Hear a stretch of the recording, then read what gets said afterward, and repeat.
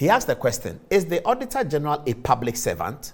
Okay, he answers it. It says Section 2 of the Audit Service Act 2000, Act 584, lays the issue to rest when it lists the Auditor General as the first member of the Audit Service in these terms. The members of the Audit Service are A, the Auditor General, and B, the other persons employed. So he's saying, Attorney General is explaining that if you go to Section 2 of the Audit Service Act at 584, you will see that it was bizarre what the CDD lady said on Joy FM, that the Auditor General is not part of the Audit Service.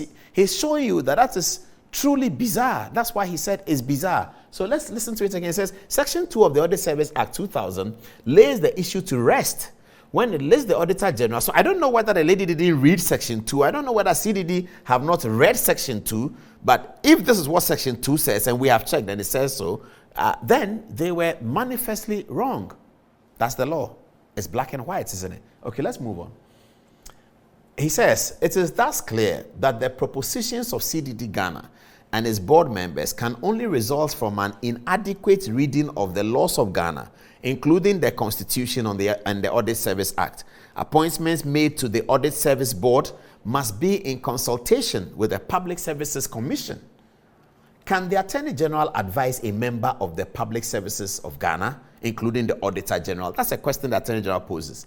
And the answer is here. He says, it is astonishing that CDD Ghana disputes the propriety of the Attorney General rendering legal advice to the Auditor General and construes same as an interference with the independence of the Auditor General. Now he says he doesn't understand it. It's completely astonishing for CDD to assume that advice to the Auditor General, it means that, what word does he use? It's an interference with his work.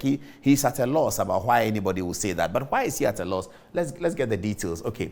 A proper reading of the Constitution, especially the provisions of the Public Services of Ghana, leads to the inescapable conclusion that the Attorney General is fully vested with the constitutional function of giving legal advice to all the public services, specifically listed in Article 190 of the Constitution, including the Audit Service and such other public services as will be established by law. Okay. So, Article 190 of the Constitution is what we have set out here. This is not part of the Attorney General's statement. This is our statement, okay?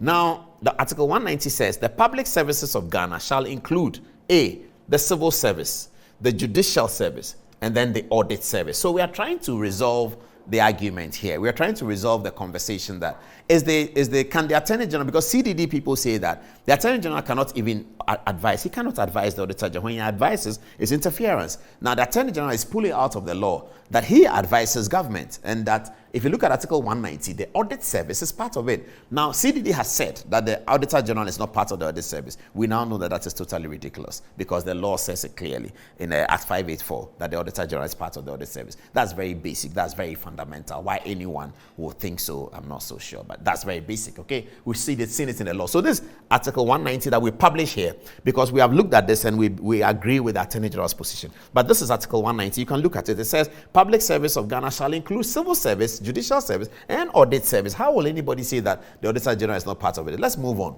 Attorney General continues. Article 295 indicates that the public services listed in Article 190 and other public services established by Parliament pursuant to its legislative powers are part of the civil offices of the government.